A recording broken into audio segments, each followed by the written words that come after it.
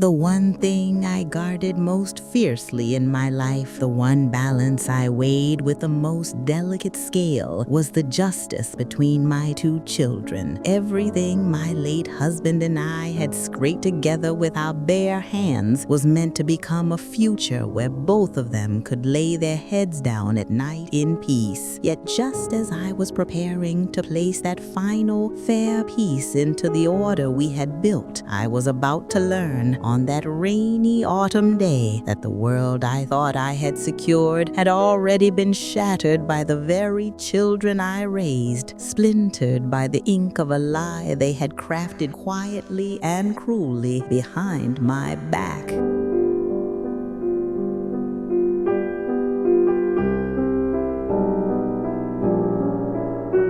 For me, that day was not the beginning of a long farewell, but the devastating moment in which I realized I was nothing more than a helpless figure allowed to step onto the stage only in the final act of a play whose props and costumes had long been prepared behind the curtains. The moment I saw the tense, almost anxious expressions on my children's faces, I sensed deep down that this was not merely about handling the formal procedures following their father's sudden passing. The honesty and respect I had once taught them had been buried long ago beneath that heavy silence hanging over the table, disguised under a thin veil of false concern and restless urgency. The way Ozan so casually, almost possessively, reached for the legal documents on the table, and the strange gleam in Meltem's eyes, both of them carried the weight of a stolen secret, yet at the same time bore the excitement of people on the verge of claiming a prize. And in that instant, I felt the unbearable pain of witnessing how easily a mother's love, built like a shield over decades, could be pierced by her own children's ambition. While the solicitor tried to soften the air in the room with loud and unnecessary politeness, my mind was drowning in the tormenting whirlpool of trying to understand how the very children for whom I had spent my life striving to provide the best could cast me aside, exclude me so cruelly, and, worse still, move in the shadows behind my back, turning the sacred bond between mother and child into something tainted and dishonorable. When the solicitor read aloud the title of the file and spoke of a will allegedly drawn up a year before my husband's death and supposedly notarized, the tightness in my chest made my world tilt for a moment, for I had truly believed that my husband and I shared an unspoken, heart-bound pact, that even after his passing, everything we had built together would be divided equally and fairly. But the real agony began when the details of that will were revealed, that nearly all shares of the family company we had built from scratch were to be transferred to my son Ozan, that my daughter Meltem would receive only a symbolic portion, and that I, despite being the co-founder, would have no authority left in the company's management.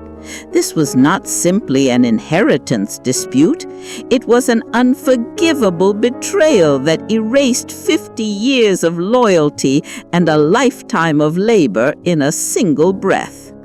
Meltem's uneasy, falsely submissive, "Mum, this was Dad's last wish," paired with the cold, greedy spark shining in Ozan's eyes, showed me just how much they had known about the making of this will, and perhaps how actively they had been involved in shaping this unjust arrangement.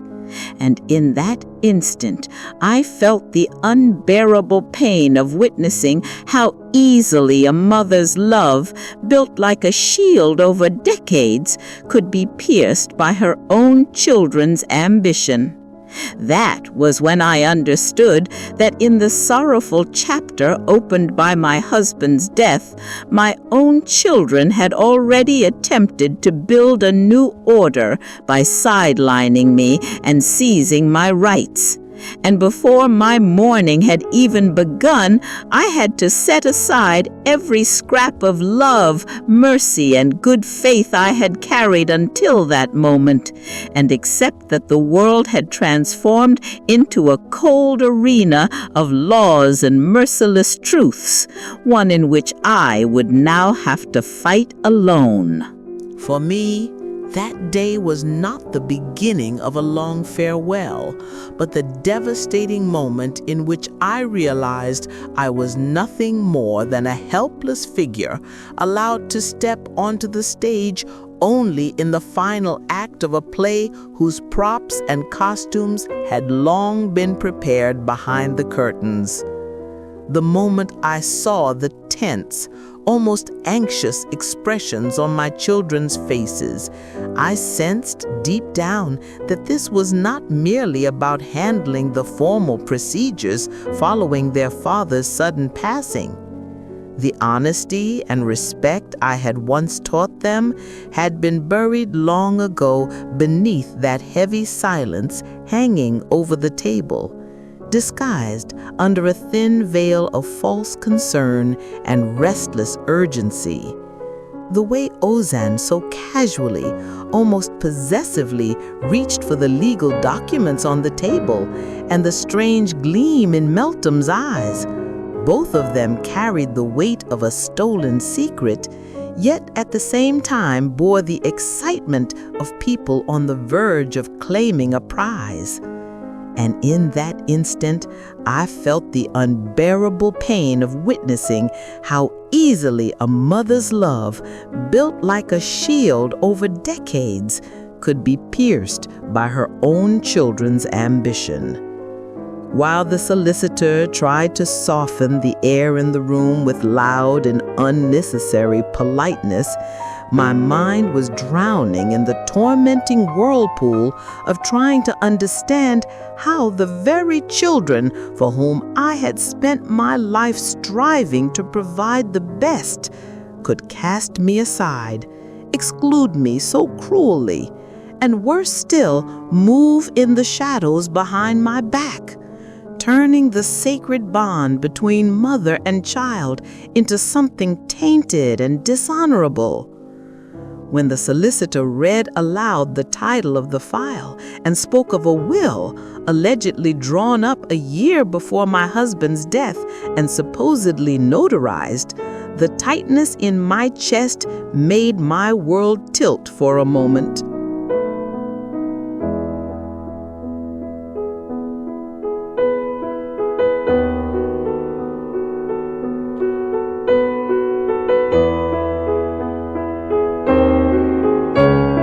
For I had truly believed that my husband and I shared an unspoken, heart-bound pact, that even after his passing, everything we had built together would be divided equally and fairly. But the real agony began when the details of that will were revealed, that nearly all shares of the family company we had built from scratch were to be transferred to my son Ozan, that my daughter Meltem would receive only a symbolic portion.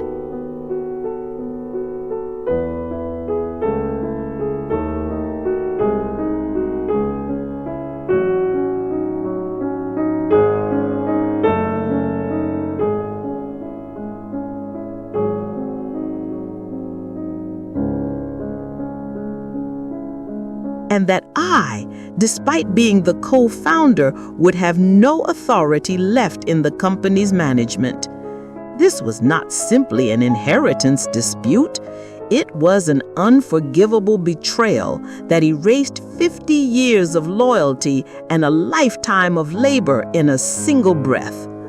Meltem's uneasy, falsely submissive, "Mom, this was Dad's last wish," paired with the cold, greedy spark shining in Ozen's eyes, showed me just how much they had known about the making of this will, and perhaps how actively they had been involved in shaping this unjust arrangement. And in that moment, I collapsed inwardly under the crushing weight of a mother discovering her children's darkest secret. That was when I understood that in the sorrowful chapter opened by my husband's death, my own children had already attempted to build a new order by sidelining me and seizing my rights. And before my mourning had even begun, I had to set aside every scrap of love, mercy, and good faith I had carried until that moment, and accept that the world had transformed into a cold arena of laws and merciless truths, one in which I would now have to fight alone. After the day my children carried out that vile little scheme with the forged will, I sat for hours in the privacy of my bedroom, tortured by the unbearable realization of what they had done, and by the thought of how much personal satisfaction they must have felt while orchestrating something so calculated and cruel. I knew very well that during the period when this so-called will was allegedly prepared, my husband had been on heavy medication, strong enough to cloud his clarity of mind, and that every important decision he made should have been supervised by me and by his doctor.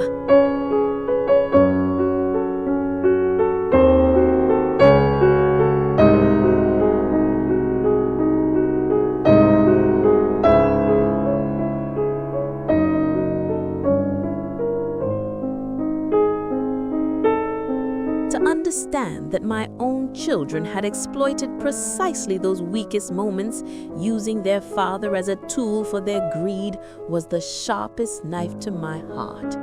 For it revealed not only their hunger for money, but also that they had stepped far beyond any ethical or moral boundary. In that moment, I silently vowed that grief or anger would not consume me. Their filthy plan could only be turned against them through cold strategy, not raw emotion, through the legal intelligence and determination I had so far kept hidden behind my silence. At dawn the next morning, I phoned my solicitor and told him I was ready to take the first critical steps, examining the medications my husband had been prescribed, questioning his mental capacity at the time the will was drafted, and exposing every lie behind this forged document. And as I spoke, I felt something within me settle. I was no longer the pitiful, grieving widow sitting at that table. I was a woman who knew how to claim what was rightfully hers, a mother who would not back down even in the face of her children's betrayal. Watching my solicitor compare the contents of the will with the medical reports I brought, reports detailing my husband's declining health and impaired clarity, I felt that crushing helplessness inside me begin to loosen its grip, replaced by a strange but powerful sense of relief. For I had finally found an ally who could guide me through this legal labyrinth with precision and reason. I now understood that winning this war required not a cry of outrage, but a cold, provable, well-timed move. As someone who knew my husband's handwriting almost as well as my own, the moment I saw that weak, trembling, nearly unrecognizable signature at the bottom of the will, my stomach turned. It was horrifyingly clear how reckless and desperate my children had been while concocting this forgery. And realizing that they had viewed my father's exhausted, medicated mind not only as a means to secure the shares for themselves, but also as an opportunity to erase my existence in a single stroke, hurt more deeply than the betrayal itself. When my solicitor, in his calm, professional tone, said we would need a handwriting expert and an independent medical specialist to assess my husband's condition at the time the document was signed, his words sounded to me like a declaration of war. By then, I had severed all emotional ties. I had shed the role of the grieving mother. What remained was a fighter, one guided only by truth, hard evidence, and the unwavering determination to reclaim her dignity and the work of a lifetime. Later, when I glanced at my phone and saw my children's messages, those falsely innocent, curious little questions of any update, I understood something crucial. Their fear of this whole charade being exposed was now much greater than the pain their greed had caused me. And so I chose to use my silence as a weapon. The more comfortable they felt, the more unaware they would be of the legal avalanche already gathering speed above their heads.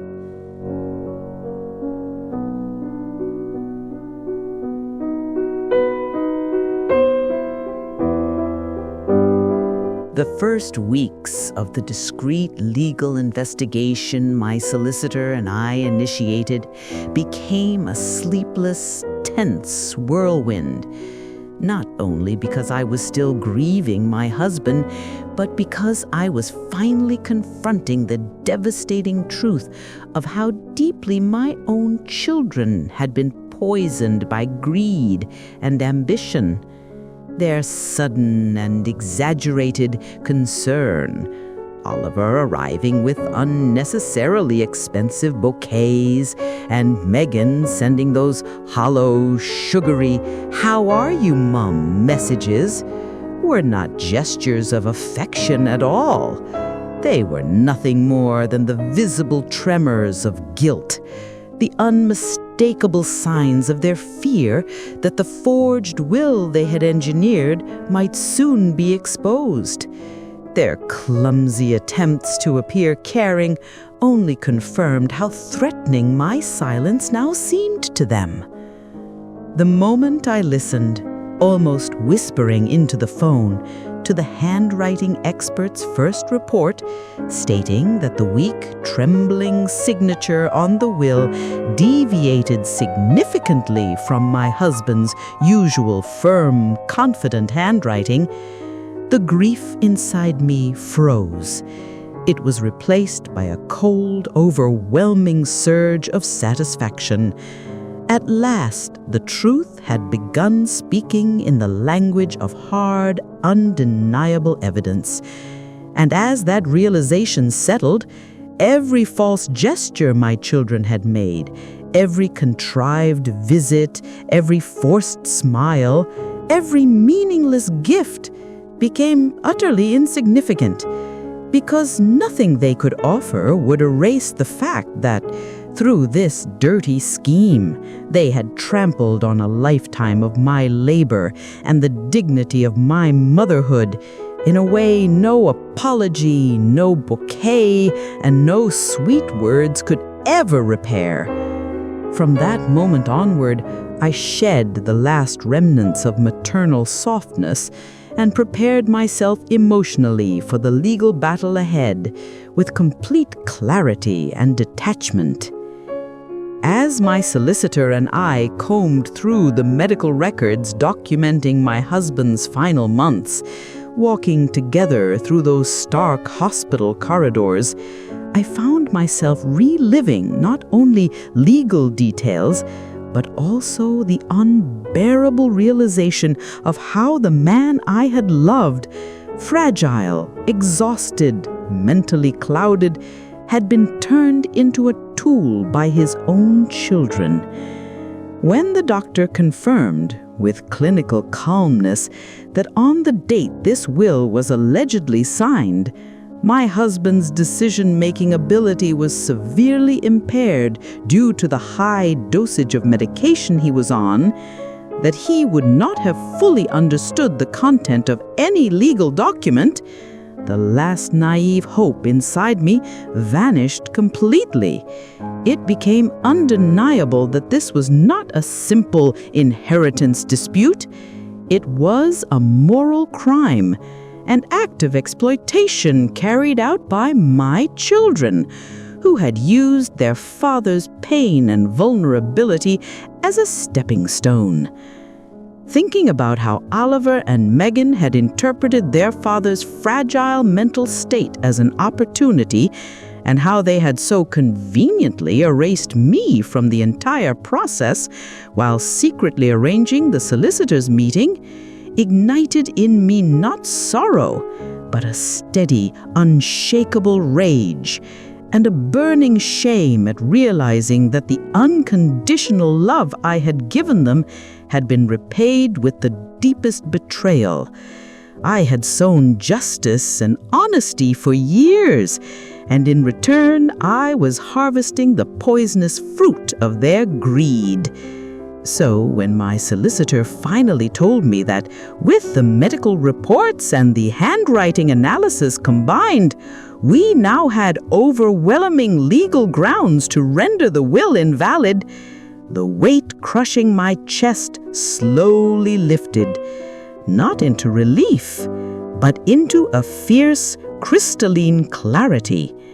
This fight was no longer simply about reclaiming property. It was about proving to my children that their mother was still strong, still standing, and that their filthy scheme held absolutely no power when placed on the cold, merciless scales of justice. Sitting at the same table with my children, pretending nothing had happened, and being forced to listen to their hollow sympathy and artificial concern, felt to me as though I were performing on the grandest stage in the world, trapped in a role written by my own children, behind a curtain woven from their greed and deception. That moment stirred within me a silent fury that grew heavier and more defined with each passing second. When I listened to Oliver speak about the company's future with such confidence, almost arrogance, as though the will were already validated and absolute control had seamlessly passed to him, the disappointment I felt no longer resembled the fragile grief of a mother. Instead, it transformed into the coldest, sharpest resolve a mother could ever feel towards her own children. For I knew that this reckless self-assurance of his would soon shatter under the weight of the devastating legal blow my solicitor was preparing to deliver to court. And when that moment arrived, they would pay the price for their deceit, not only financially, but morally. My refusal to react to any of their subtle probing or veiled references to the forged will, my flawless silence, appeared to them as acceptance or exhaustion. Yet behind that silence, I was holding the weight of medical reports and handwriting analyses my solicitor was preparing to deliver to court. It was not weakness. It was a strategic advantage, the kind that allows an opponent to walk confidently inside their own crumbling fortress, unaware of the bomb ticking beneath their feet. And when I saw them relax, drawing a deep breath as though reassured by my calm, everything is fine, I realized just how little they understood their mother's pain or her legal rights, and how dangerously they underestimated the quiet storm building right in the center of their carefully constructed illusion. While my solicitor read through the draft petition, its icy legal jargon concealing the brutal logic that translated every fragment of my heartbreak into undeniable evidence, I understood that this was no longer a matter of emotion. It was the first irrevocable step toward forcing my children to face the merciless side of the law they had foolishly believed they could manipulate. When I signed that petition, placing my name beneath it with firm, unwavering strokes, a stark contrast to the weak, trembling forgery of my husband's signature. The sorrow and humiliation that had weighed on my chest for weeks slowly began to dissolve. In its place grew a steady, immovable determination. I was no longer a grieving widow watching her life unravel. I was reclaiming my place as a woman fighting for her dignity, her work, and her truth. As my solicitor described, with that clinical, steady professionalism, the moment the official notice would reach my children, the moment they would discover that the will they believed to be an unbreakable fortress had already been dismantled by their own mother, I felt neither vengeance nor hatred. There was only a profound clarity, the desire to teach them through the unforgiving language of the law that a mother's trust and love are not commodities to be stolen, forged, or exploited without consequence. And as I sat there watching the indifferent rush of the world outside the office window, knowing that the case had formally begun and that the fragile calm my children were clinging to would soon be torn apart by a simple envelope with the court seal, I finally understood something with absolute certainty. The grieving, fragile woman they thought they had defeated no longer existed.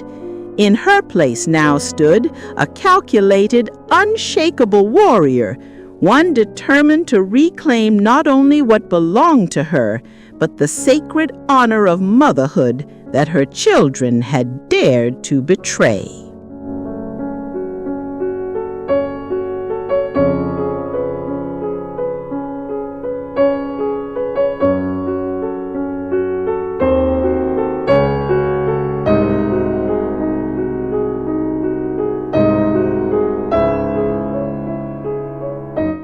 I imagined the moment their blind faith in that forged will, the document they believed to be unshakable, was shattered by the sharp edge of a single envelope sent by my solicitor.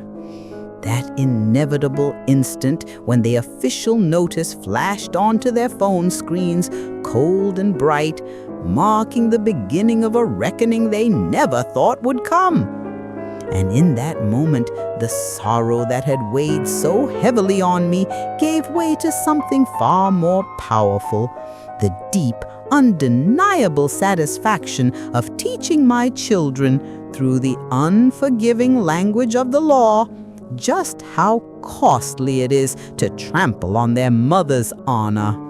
Knowing that, when Megan read the notice informing her that proceedings had been issued to contest the will, the artificial calm she had so carefully maintained would crumble into panic, that the guilt behind her polished mask would finally break, was not merely a legal victory for me.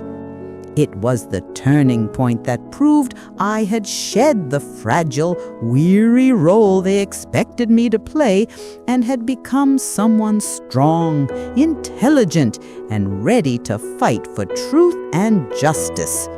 And knowing that Oliver, upon grasping the seriousness of the situation, had immediately tried to calm me in fear, realizing at last what my silence and resolve had meant, did not ease the hurt he had caused me, but it did sharpen the cold clarity that their deceit would not go unanswered.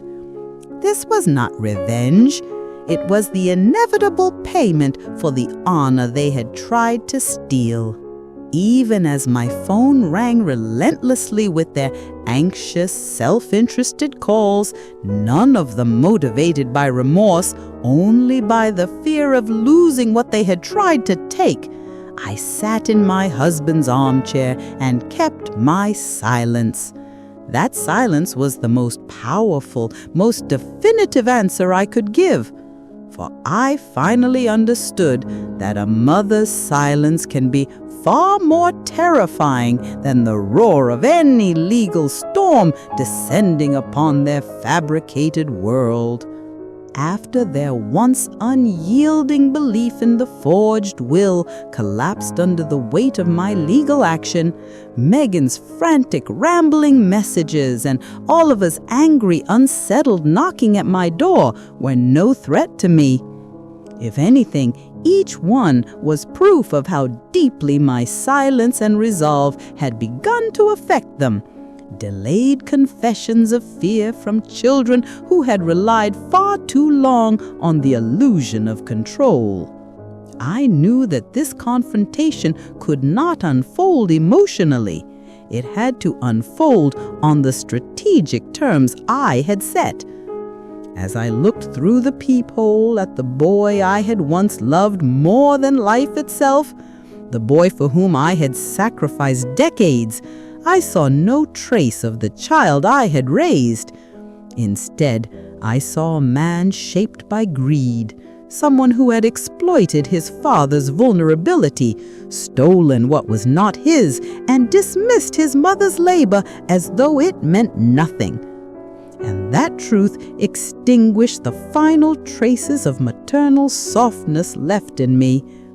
While Oliver pleaded from the other side of the door, his voice trembling between anger and desperation, I refused to turn the handle. Instead, I sent a short, calm message to my solicitor. "He's here. We proceed." For me, that was a declaration, a refusal to respond emotionally, a deliberate choice to maintain the power entirely in my hands. This was no longer an intimate mother-son matter. It belonged on the cold, impartial ground of the law. As I watched him walk away, consumed by frustration and disbelief because his mother had not opened the door, I felt neither triumph nor vindictive pleasure, only a steady, unshakable clarity. My children were about to learn, in the hardest way, that their mother's dignity and decades of sacrifice were worth far more than the financial gain they had hoped to steal through that fraudulent will. I imagined the moment my children were forced to face the legal storm that followed my silence, the moment their own solicitor laid in front of them the devastating reality they had never expected, the challenge to the will they had treated as unshakable, accompanied by medical reports proving their father's diminished mental capacity, and handwriting analysis exposing the forged signature they had relied upon. For me, it was not merely revenge. It was the inevitable reckoning in which they finally realized just how meticulously their mother had prepared. Knowing that even their own solicitor, confronted with the overwhelming evidence we had gathered, would have no choice but to raise his hands in resignation and admit how baseless their scheme was in the eyes of the law, awakened in me a cold, steady sense of satisfaction, the kind born of witnessing the price of trampling on a mother's honor, a price no greed could ever conceal.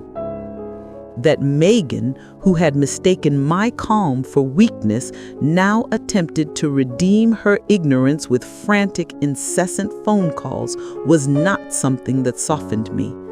It was simply further proof of how flimsy and meaningless the structure they had imagined, a future built upon a forged will, truly was in the face of their mother's resolve. And as their desperate attempts to reach me grew more frantic, I did not open my door, nor did I let their panic pull me back into the emotional web they had once taken advantage of. Instead, I retreated into the quiet of my own home, allowing the stillness to declare, far more clearly than words, that this was no longer a family dispute. If they wished to speak with me, they would have to do so not through emotional manipulation, but on legal ground, the only ground I now recognized. When I received the official response from their solicitor, a response so thin and defensive that it reflected their panic more clearly than any confession could, I felt something far deeper than the shallow thrill of winning a dispute.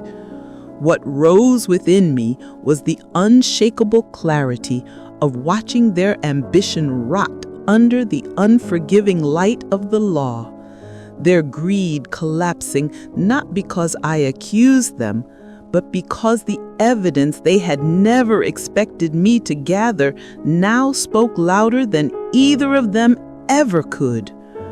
When my solicitor informed me that Oliver and Megan, realizing their fabricated world was crumbling beneath them, wished to enter into settlement discussions, I felt no sympathy and certainly no sense of reconciliation. Their sudden desire for negotiation was not born of remorse, but of fear of financial loss, fear of exposure, fear of the consequences of having underestimated their mother. And that fear only strengthened the cold determination I felt. So when my solicitor asked, "They want to settle, Mrs. Helen. How would you like to proceed?" I replied with an unwavering calm, "I will decide the terms. They must learn that the cost of dismissing their mother, of disrespecting their father's honor, is not only financial, it is moral." In that moment, the quiet anger that had lived inside me settled into something far more powerful, a sense of control, a strategic certainty that justice would be delivered not through shouting, but through impeccable, relentless legal action. I now understood that the true victory was not simply reclaiming what was mine. It was showing my children, through the unyielding process of the law, how fragile a mother's love becomes when shattered by greed, and how devastating the consequences can be. And that realization brought with it a peaceful, steady patience. For the first time in a long while, I was able to wait, calmly, assuredly, knowing the reckoning they had earned was already on its way.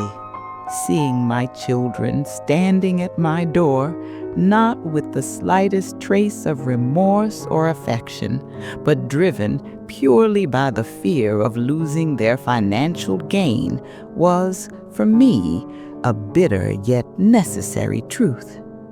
It proved once again that their willingness to disregard their mother's dignity and their father's memory had never sprung from sorrow or confusion, but from a greed so vast it swallowed every moral boundary they once possessed. When Oliver attempted to downplay this betrayal as though it were an issue between us, something simple that could be brushed aside, it did nothing to soothe the ache within me. Instead, it sharpened my clarity, the chilling realization that stealing my trust, my labor, and my rights had been, in their eyes, nothing more than an ordinary maneuver, a mere step toward securing their own comfort. Looking at their anxious, restless posture, I knew that this confrontation could not and would not become an emotional quarrel. It had to be an examination of truth. So when I said, "The only condition for any settlement is that you confess the truth, how you exploited your father's weakened state, how you dismissed my rights, and how this forged will was prepared," it was not a negotiation. It was the price of dishonoring their mother, a price that was not just financial, but moral. The fleeting, panicked glance that Oliver and Megan exchanged in that moment told me everything. Their greed, once towering and unshakable, had finally collapsed before the unexpected force of their mother's resolve. This was the irrevocable turning point in which they understood, perhaps for the first time in their lives, that their mother was not a passive victim, but the unyielding defender of truth and justice. When I watched them bow their heads in shame in the very home I had once filled with warmth, safety, and unconditional love, I realized just how deeply the bond I thought unbreakable had been damaged by their ambition. And yet it was a necessary final reckoning. As Oliver began in a trembling voice to confess how they had orchestrated the forged will using their father's mental fatigue, how they had deliberately erased my founding rights in the company, and how they had rushed the documents to a notary behind my back, I felt the indescribable heartbreak of a mother witnessing her own child's moral collapse. But even that profound sorrow slowly gave way to the cold, rightful clarity of the legal victory to come. And then Megan, instead of accepting responsibility, hurled her resentment at me, shouting, "You caused all of this. You controlled Dad." Her fury only confirmed what I had already known, that beneath the forged will and the greed was an even darker motive, the desire to diminish my authority, to erase the respect and influence I had built over a lifetime. And in that revelation, I showed me that the fight ahead was not only for the estate, but for the restoration of my role as a mother and as the rightful guardian of our family's legacy. So when Megan lashed out and I remained composed, answering Amy with, "You can speak to your solicitors now. You're finished with me," it was not coldness. It was liberation. It was the moment I rejected their emotional manipulation once and for all. The moment I chose to resolve this not within the fragile, wounded realm of family, but within the sharp, impartial structure of the law. And in that silence, in that final refusal, I severed the emotional bond they had already shattered, not out of cruelty, but out of necessity. Watching my children walk away from my door, their once triumphant masks shattered, their greed forced to confront the price of its own creation, I felt neither the sweetness of revenge nor the burning sting of hatred. What remained within me was a sorrow far deeper than anger, the sorrow of a mother witnessing her own children's moral collapse, and the heavy clarity of knowing that my maternal duty had, tragically, been fulfilled not through warmth or forgiveness, but through the cold and unforgiving rules of the law. Sitting later in the study my husband and I had built together, I found my eyes drifting toward the family photograph that once symbolized unity. But now, that photograph no longer felt like a memory. It had become a shameful testament to how, in my husband's final moments of confusion, our own children had weaponized his vulnerability, erasing my labor and dismissing my worth. In that moment, I severed my emotional bond with every smile in that picture, consciously and irreversibly.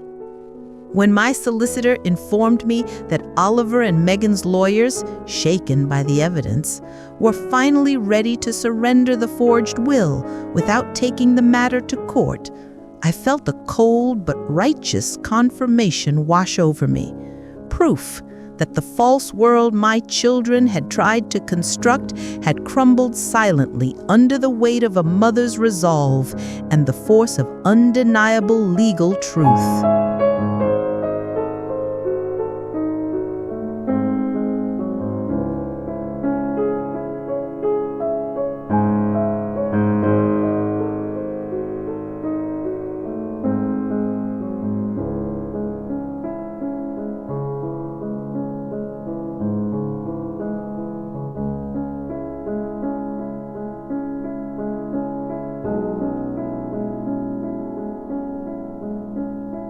And in that moment, I understood that my true victory was not merely reclaiming my rightful shares or restoring my property.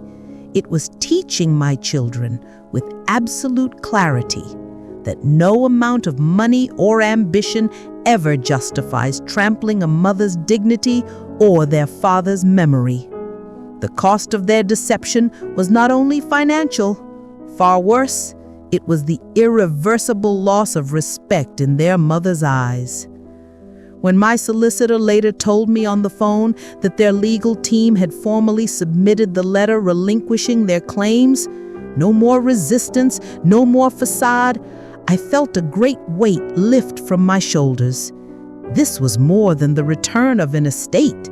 It was the legal restoration of my husband's honor and my decades of contribution as a founding partner, a delayed but absolute justice. Oliver and Megan's decision to withdraw, to surrender quietly, to finally accept my rights, gave me a certain peace. Yet it also confronted me with the painful truth that no legal victory could fully mend the wound their betrayal had carved into my heart. Justice had been served, but the damage to a mother's soul was permanent. So when my solicitor said, "The will has been annulled, Mrs. Hale. Everything is back to how it was," I answered with a cold steadiness, "No. It is not back to how it was, because I have one last surprise for them. They must learn that the cost of betrayal is not only financial, but a lifelong reminder of their mother's strength. For even after securing what was legally mine, I knew my final move would not be one of charity or reconciliation, but one of truth. My last unexpected decision would be the true inheritance I left them, not the properties they tried to steal, but the unshakable lesson that stealing a mother's trust comes with a price far greater than wealth. Because I would not give them money. I would teach them integrity.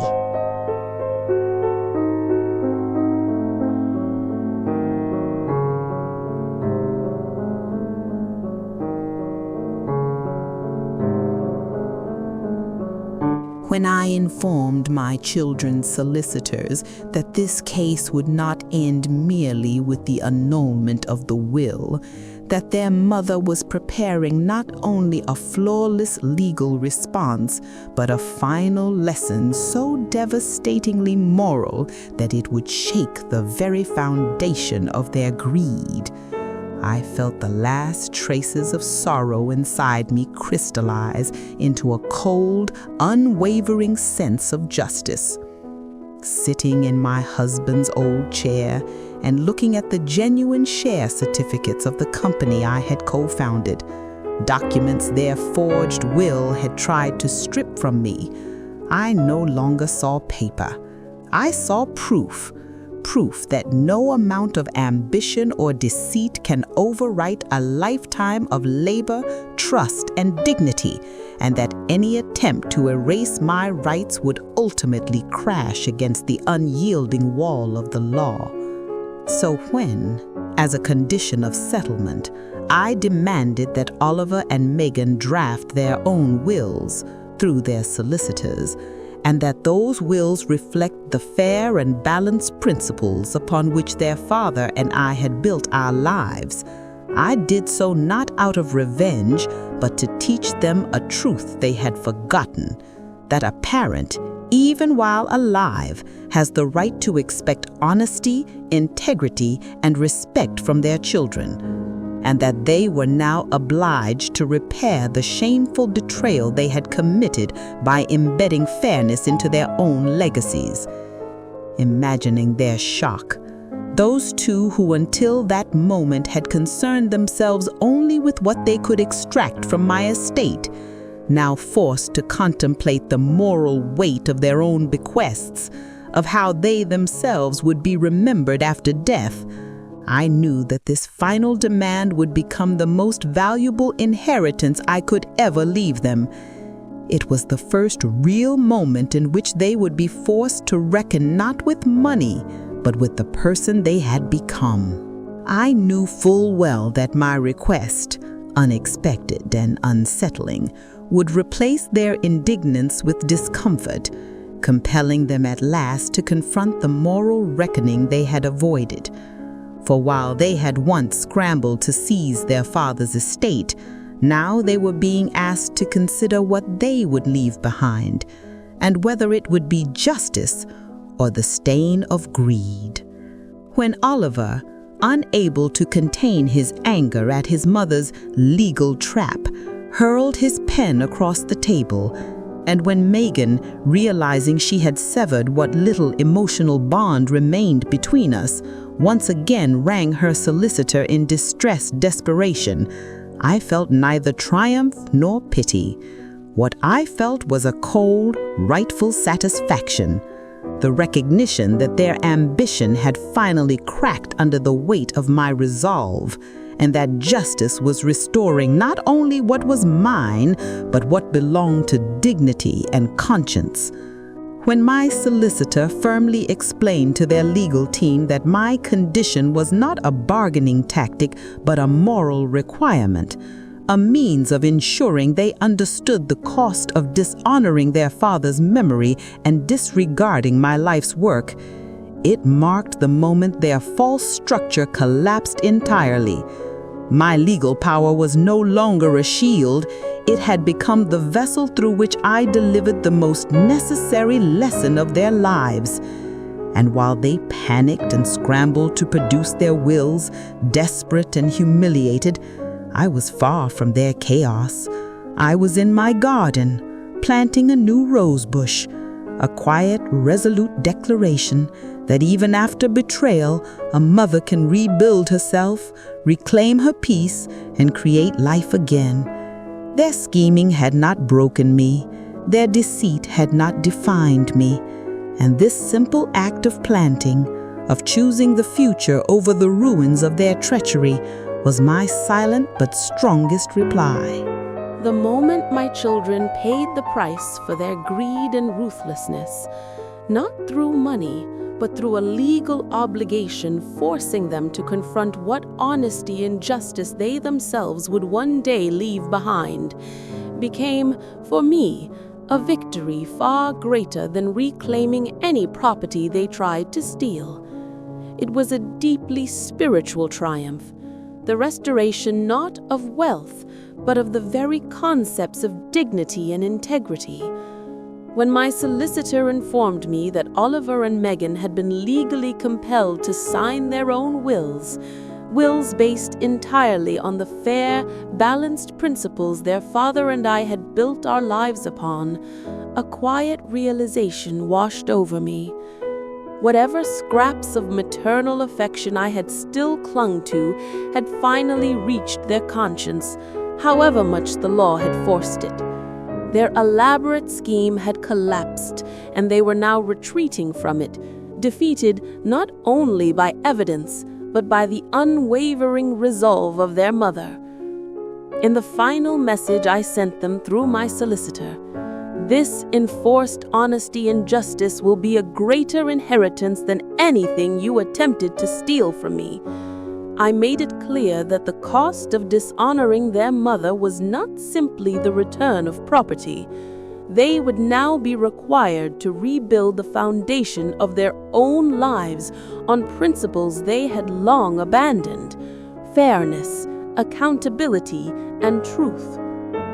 When the company shares I had co-founded returned to my control, I did not feel triumph in the material sense. Those documents were not symbols of wealth. They were proof that the family structure shattered by their greed was being rebuilt on justice and integrity. My resolve, not their ambition, had become the pillar holding what remained of our family upright. But after the storm came a strange, heavy silence. It was not a celebration. It was the beginning of a long, arduous inner journey, clearing the emotional wreckage of a mother-child bond destroyed by ambition, and slowly piecing together a new version of myself.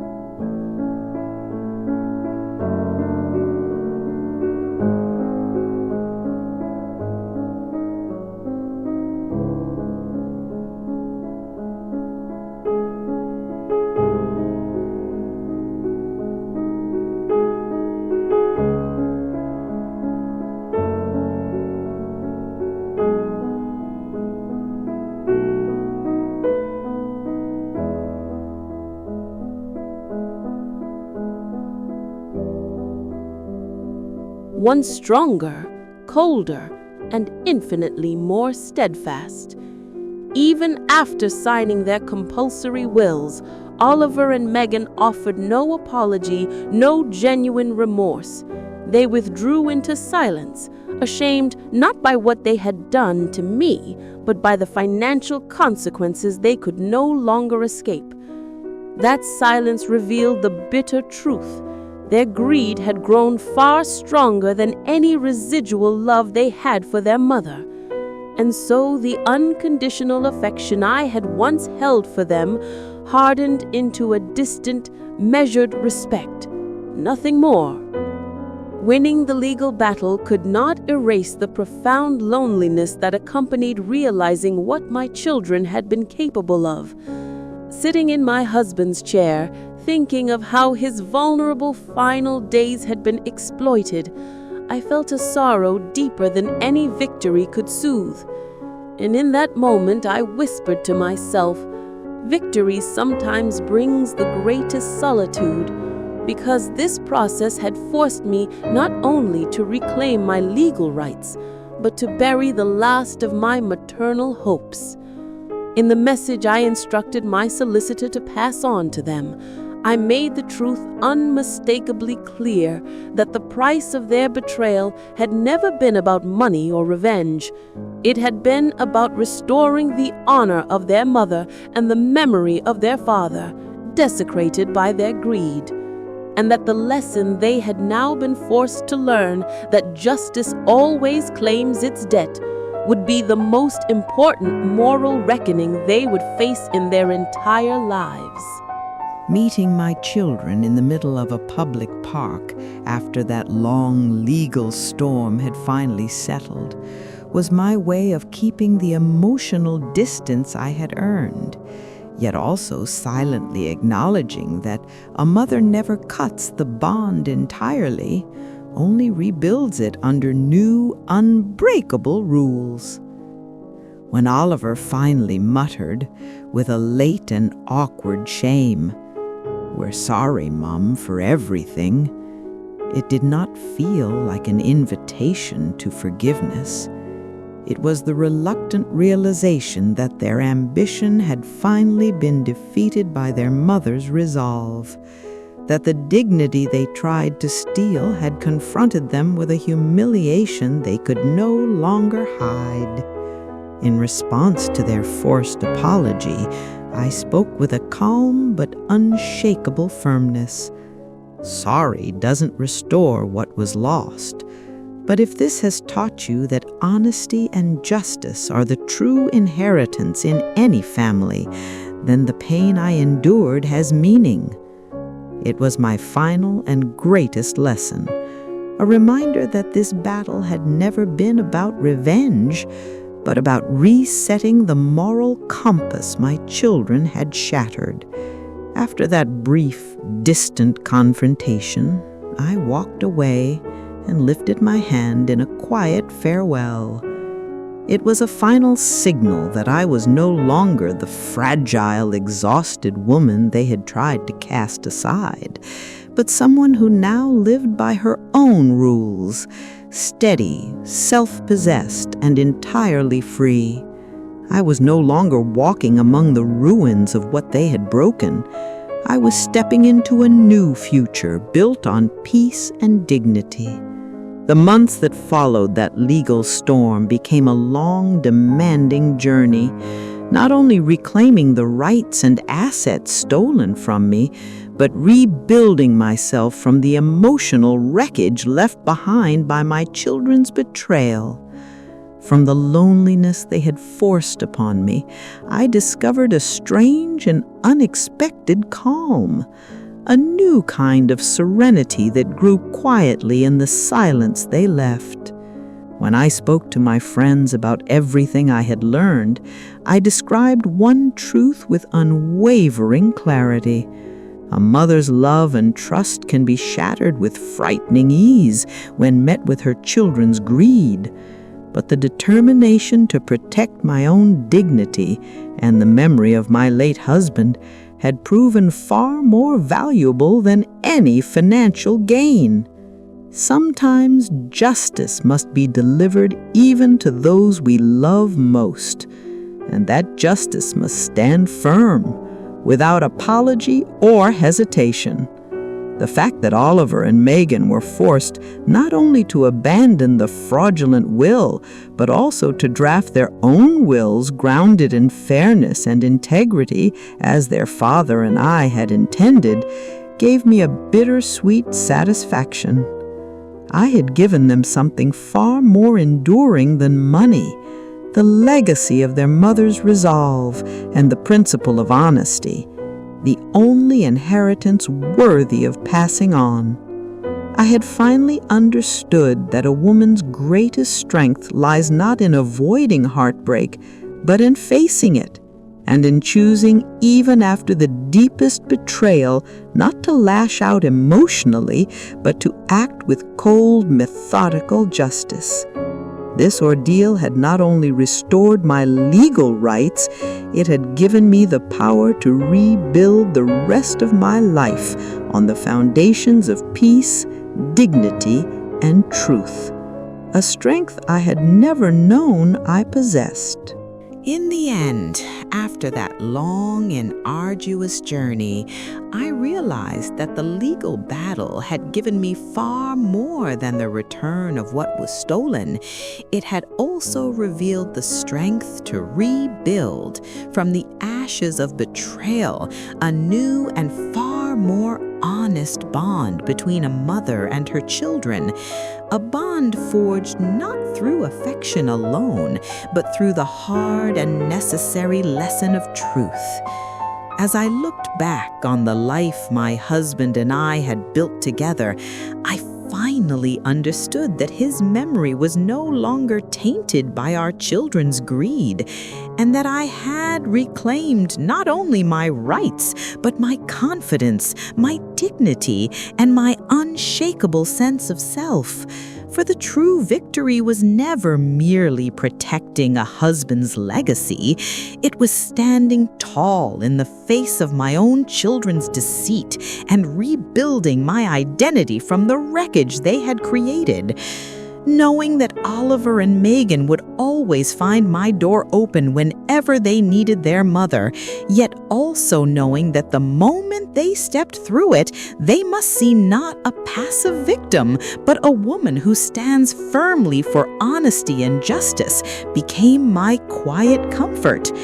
They would have to understand that our renewed relationship could grow only on the foundations of respect and integrity, foundations they had once tried to tear down, but were now bound to acknowledge. And so I say this: when life confronts you with the greatest betrayal you can imagine, your greatest power is not in emotional collapse, but in responding with quiet, methodical, legal determination. Justice is not established through shouting or tears, but through evidence, truth, and an iron will. And that will not only restores what has been stolen, but grants you the authority to rewrite your story with dignity and strength.